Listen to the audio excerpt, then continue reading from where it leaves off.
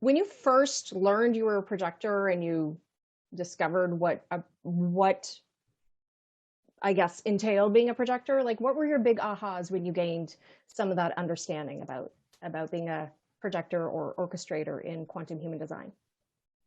I think when I think about that question, the feeling that comes over me is relief.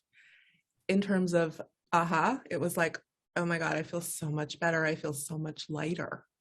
You know, I remember just burning out over many, many years and not understanding why that was happening all the time. I was acting like everybody else. I was hustling like everybody else. I grew up in a family of generators, so I was a super being, just amped up all the time. I was the one everyone sort of like the workhorse of the family in all the emotional stuff and representing the family. So by the time I was in my mid-20s, I had like burned out pretty profoundly.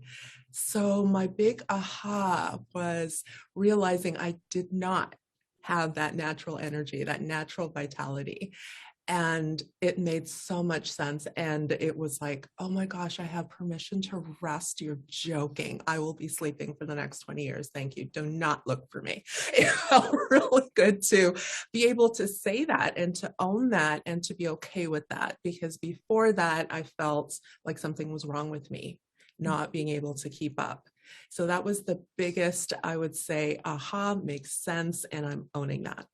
And I think after that, it was about my strategy and loving how much sense it made, you know, because again, like, sorry, my brain went for a while. Like Gloria said, there's so much to say. And I have this line of seeing what's, not that we're talking about lines, but I have this thing in my chart that says, I kind of know what's wrong with that thing. I know what you need. It's very strong, very powerful, and it wants to speak, and I used to use it. When I accidentally fell into invitation, before I learned my design, it made sense. It felt good. But when I offered it without, it was a very painful experience. And it always felt like I was, you know, in front of a really powerful wind blower. I felt the resistance. So that was another aha for me. It was, oh, that's why I feel that. And it's really hard to wait. That's going to take time. I don't like that, but I understand it. So again, those were the two things that really stood out to me at the time, my strategy and the need to rest and a feeling of relief. Love it. Love it. Tammy, okay. Where we go? Where so, we go? I love that we're talking about vitality, because when I first found out that I was a projector, I was experiencing my third burnout. My first burnout, like Brigitte said, was in my 20s when I was burning out doing the wrong things. I really want to bust this myth about projectors not having a lot of energy and vitality, because when I found out that I was a projector, I was like, oh my gosh, I was running half marathons. I was CrossFitting. No wonder I'm burnt out. That's not the truth. The truth is I have the energy to do those things. I love those. They light me up. I didn't have the energy to do the things that weren't lighting me up. The jobs, the proving my worth, and really living a life that really wasn't authentic to who I am. I am an energetic being. You know, as a non-sacral, I call us energetic beings because we get to be wise about systems. This is, to me, what projectors are here to master, is systems. Because when we understand systems, we understand how energy flows through systems, and we get to see the blocks, and we get to see intuitively, we can feel it, or I can anyway, where it is that we're blocking ourselves in our lives and in our clients' lives as well. And so when I started to understand that it wasn't that I don't have a lot of energy, I don't have the energy for the things that don't light me up. But I can run half marathons. I can lift heavy, heavy weight. I can be a workhorse for a short amount of time when it feels good to me. And I'm doing it to prove it's not to prove my worth. But the one thing about projectors is nobody can see us until we see ourselves first. Mm. Yes. And Gloria, I saw you wanted to jump in, please. Yeah. So the truth is that no projector is like any other projector. We're uniquely designed. We're unique individuals. We have a unique DNA lineage that we come into. Vitality and leveraging energy is always going to be important. And it's absolutely true that the number one thing that is going to burn out any projector and any type for that matter is working against your agenda, your intentions, your gifts, your interests, what you are specifically here to contribute and perform, all coming under the overarching dharmic purpose for your life. Now, getting back to the whole energy thing, the physical thing, etc. Yes, there are projectors that are athletic, a few of them Olympic athletes, and there are projectors in the entire group of projectors that are quite powerful and can keep up with, say, a generator, a manifesting generator, or a manifester, because manifestors are great at marathons. It depends on what you've inherited, how you're built, you know, what is part of your purpose and intentions.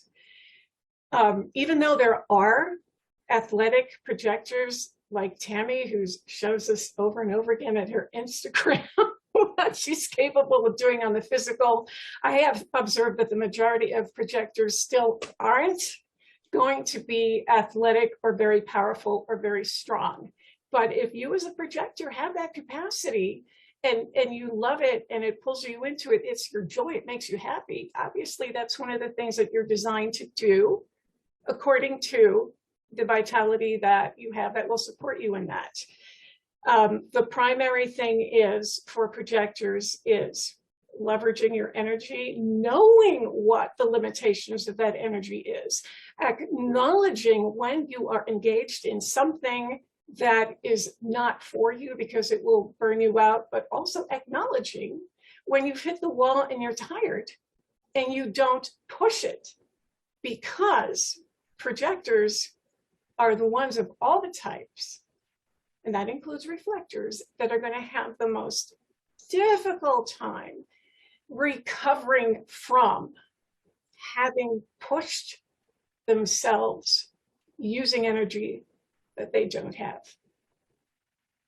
Yeah, very well said. And I just want to highlight the point that you mentioned, Gloria, and extrapolate that. I mean, we, as much as we have our charts and we have, you know, the definition and, you know, defined areas, undefined areas, we are unique beings. And also, to say that someone is a projector / orchestrator, or to say somebody outside of the scope of this panel is, you know, certain defined center, certain motors, defined, undefined, want to understand there's a bit of a, I don't know if danger is the right word, but I'll use it. The danger of putting labels or people in a box, right? Projectors are this, or projectors aren't this, right? And as you can already see and listen to it, I mean, there's still an awful lot of finesse and uniqueness, and you know, in for each individual outside of the panel right now, just everybody here tuning into this, listening to this. And I think the real key is, you know, human design gives us keynotes and understanding, but the experiment is still unique to you, and understanding how your energy functions, you know, where your boundaries are, where your lines are, you know, listening to when you need rest, you know, and getting, you know, and getting excited when you have energy. Right. But I also, you know, and this panel is very deeply aware already. So I'm just saying this for the audience listening in. You do want to be cautious about certain labels. And I've seen that a lot with projectors, especially somebody who might be a mental projector, who would only necessarily have the head and ajna defined, for example, and, you know, no motors defined in the body. to say that person has no energy to do anything, like that's really not accurate at all. So we can definitely go down that rabbit hole. I just wanted to address, Carrie Fox put in the chat, Tammy, do you have any motor defined? I am high energy, my will is defined. Tammy, do you want to jump in? Yes. In fact,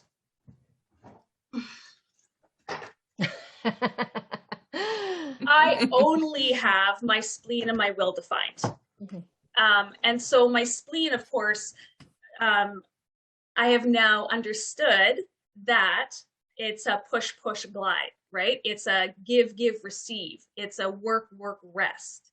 And so really honoring my energy and everybody's energy, especially with a defined will, understanding how your energy flows is so very important. Now, as much as I love to be active, I love to be active because I'm very open and very ungrounded, and this allows me to get embodied in my body. However, before we did this, I did an 1 hour and 20-minute meditation because I love to sit still and to meditate just as much to build my energy so that I can do the things that I absolutely love to do.